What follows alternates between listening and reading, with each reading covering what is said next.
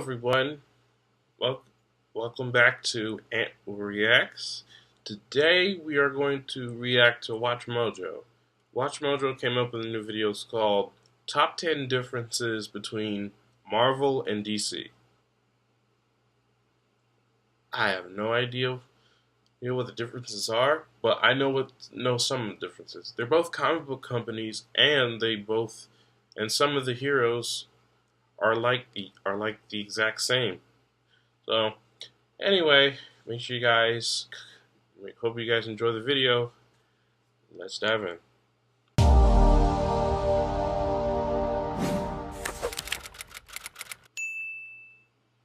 Both companies have dozens of superheroes with high-flying abilities, but underneath all that flash and glamour, they have a bunch of differences as well. You know what, Reed? This is who we are.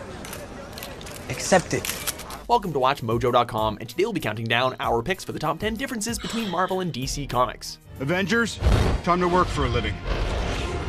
For this list, we're looking at a variety of aspects and details unique to each company's management and production styles that mark significant details between them. Even though they both crank out superhero stories, there are some fascinating differences between how the two companies go about it. Let's count them down. Number 10, Marvel has more superhero teams. Hey there, what's up? Really? Shazam. I'm with him. He's not with me. We can honestly just explain this by listing off a few of the many teams that Marvel Comics has brought together over the years. First and foremost, there are the Avengers, possibly the most widely recognized ensemble in the Marvel Universe, although they're still rivaled in popularity by the X-Men and Fantastic Four. Man, I love this job. Job, huh? Not only do these teams have tons of variations, but Marvel also has the Secret Warriors, the Inhumans, Alpha Flight, the Defenders, the list goes on. While DC's Justice League and Teen Titans are more than a match for what Marvel has to offer, they really just aren't enough established heroes for them to compete. Number 9, Marvel's characters die and return more often. She's gone. No! Over the years, Marvel has tried to replicate the massive success of the Death of Superman storyline by killing off many of their own characters. One of the more famous examples was the Death of Captain America storyline, which revolved around the assassination of the Star-Spangled Avenger. The X-Men series also hasn't been shy with offing their major players, including the death of Jean Grey, Wolverine, and even Professor X himself. It makes for more dramatic storytelling, we get it, but it kind of breaks the dramatic tension if they all die so frequently, not to mention they come back to life only a few months later. We guess it's only a matter of time before even Uncle Ben comes back too. Uncle Ben? Yeah, bring back Iron Man. Uncle Ben? Number 8, Marvel's events are more frequent. What do we do, Cap? We fight.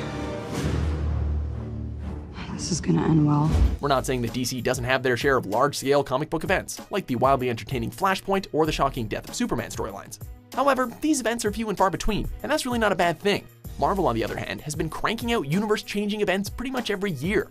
Heroes fought heroes in Civil War, and everything changed. Then in Secret Invasion, heroes fought Skrulls disguised as heroes, and everything changed. Then, during the Dark Reign, heroes fought villains disguised as heroes, and everything changed. You starting to get the picture here? Marvel keeps things moving with huge crossover storylines, but DC's massive events definitely have more of an impact.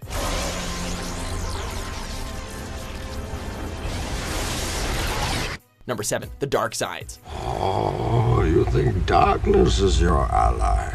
Both companies are nearly equal in terms of representing the dark sides of their respective heroes. However, the interesting differences arise in how they handle their grimmer subject matter. Sadly, our venue wasn't built with the disabled in mind. Why are you doing this? To prove a point, here's to crime. Marvel has reserved this more edgy side of their properties for solo characters like Punisher and Daredevil, who you won't often see fighting alongside any of Marvel's iconic names. The man that hired your lawyers. Who does he work for? DC, on the other hand, puts Batman, literally the Dark Knight, front and center, and his popularity and influence is what gave superhero comics a more serious tone in the first place. Often parodied and from time to time even taken a little too far, DC definitely puts the darkness front and center. This is a song I wrote for Wild Style. Darkness. It's about how I'm an orphan. No parents. Number 6, DC has animation figured out. If it isn't me, it'll just be someone else. Yeah. Really? Who do they send after you? Whether it's a television series or animated feature, DC undoubtedly has a stranglehold on Marvel in this department. That's not to say that Marvel doesn't release as many outings as its rival company, it's just that DC's hit a much higher level of quality and much more often. I am not a disgrace. I am vengeance. I am the Knight. I am Batman. Marvel has some brilliant strokes with the 90s X-Men and Spider-Man animated series. And while a few other shows since then have done a great job, there just isn't enough in Marvel's animated portfolio. Nuts. Griffin. DC, on the other hand, really knows what they're doing in this department, and DC fans have a lot more to love when it comes to animation. What we have here is a rare opportunity for me to cut loose and show you just how powerful I really am. Number 5, DC has a longer history. Faster than a speeding bullet. More powerful than a locomotive. Able to leap tall buildings at a single bound. Long before Peter Parker squeezed into his Spidey suit, the DC Universe was already bursting at the seams with a laundry list of heroes and villains. Even though both companies kicked off around the same time, it took a generation before Marvel created their big names. Superman had already soared through the sky, Batman was already prowling the rooftops, and The Flash had picked up tons of speed before the Fantastic Four's first issue even hit the shelves. So much of Marvel's success rests on characters who were created in the 60s and 70s, whereas many of the DC heroes we love today have been around since the very beginning.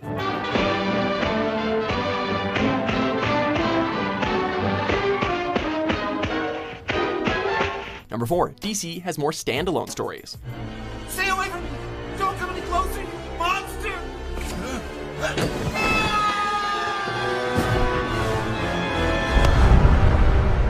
We already find it very impressive how both companies somehow managed to find writers and artists capable of delivering brand new storylines each and every month. On top of this already strenuous task, DC somehow manages to find the time and extra bursts of creativity to produce a lot of completely standalone narratives. Alan Moore's groundbreaking novel Watchmen made waves in the comic book community for challenging the conventions of the medium, delivering a truly thought-provoking piece of work. What happened to the American dream? I still haven't seen Watchmen. What happened to the American dream? But I know the whole story. It came true. You're looking at it. Additionally, Grant Morrison wrote the chilling Arkham Asylum, a much more psychological look into the relationship the Dark Knight shares with his rogues gallery. We love traditional monthly issues with overarching plots, but sometimes it's nice to find something fresh and different, something that DC satisfies us with regularly. Your turn, Doctor. Tell me, what do you see? Number 3, DC's universe is more fictional. Marvel uses real locations. Oh yeah, I got some for your ass! You mess with Spidey, you mess with New York! You mess with one of us, you mess with all of us! From Gotham to Metropolis to Central City, DC's locations are based on real-world cities, but they definitely aren't places that you'll ever find on a map. While these imaginative playgrounds give DC a lot of creative freedom, we appreciate Marvel using real places to add an extra element of reality and believability. Washington, D.C. Wasn't their fault. Can you believe that it was even considered a controversial decision back in the day? Both directions have pros and cons. Indeed, Marvel always has to struggle to keep their world intact and constant with the real world, but it really comes down to relatability versus escapism and what you personally want from your superhero stories. Superheroes in New York? Give me a break. Number 2, Marvel has more stories and characters that deal with real issues. You're fired. Go. Please, I need this job. You're fired. But give me another chance. Speaking of reality and believability helping immerse a reader into a storyline, Marvel's approach to tackle real-world issues can truly register in the eyes of audiences, as they too have experienced very similar dilemmas and situations. Is there a problem? If I have to serve you jerks from the college, but I ain't putting up with any trouble from their kind. Skin color prejudice? That's so pathetic. After the devastating 9/11 attacks, Marvel wrote a story featuring Spider-Man, Captain America, and other characters helping out with the recovery and repairs necessary after such a traumatic experience. While everyone has felt anger and loneliness like Bruce Wayne, mutant hatred in the X-Men is just one big allegory for social prejudice. And who hasn't had a boss like Jonah Jameson give them hell at least once in their life? All right, Mr. Jameson. I hated Jameson, but I liked it when Superman has a real job too, but come on, you've never had to worry about paying the bills. How you doing? Jimmy Olsen, photographer. Oh, hi, Clark Kent, nice to meet you. Number 1, Marvel has their movies figured out. A hush falls over the crowd as rookie sensation Wade W. Wilson out of Regina, Saskatchewan lines up the shot. Marvel has taken the movie industry by storm with some big screen hits like Iron Man, Guardians of the Galaxy, and Captain America. You got hard, kid. Where you from? Iron Man 3 sucks. Queens? Just saying. Brooklyn. Furthermore, they paved the way for multiple films to have a cohesive narrative across multiple entries starring different characters and creating a tangible link between them all. Mr. Stark. Captain. Even before this mega success, Marvel proved itself in the film business with Blade, X-Men, and Spider-Man. DC has a lot of great movies under its belt, with the original 1978 Superman and the Dark Knight trilogy being the standouts. However, recently, DC's attempts to catch up to the Marvel Cinematic Universe have fallen short of expectations, regardless of whether or not you enjoyed the films. Find him! Save Martha! Do you agree with our list? What do you think are the most striking differences between Marvel and DC? That's the best you can do! For more informative top 10s published every day, be sure to subscribe to Watchmojo.com. You're getting soft in your old age. Don't you have a tall building to go leap? And the adventure continues.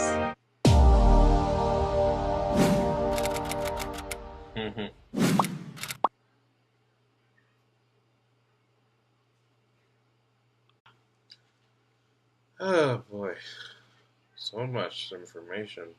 I think that, like, I never knew Marvel had a lot of superhero teams than DC does, because I can name a few from DC. Also, I want a video game that has Marvel and DC in it. Like, I want Marvel to fight DC. We already have Injustice 2 coming out. I really, really want to see a Marvel vs. DC game. I really want to see that. I don't care which company makes the game. I just want to know it has to be good. Either NetherRealm, because NetherRealm made the Mortal Kombat game and the Injustice game. In fact, I didn't hear any new updates about Injustice 2 yet. Like, what's taking so long? Also, back to the game, I really want to see it. So, yeah. Anyway, make sure you guys comment below, subscribe if you're new, put a thumbs up on the like button, comment below what you think, and I'll see you guys next time. Share this with your friends.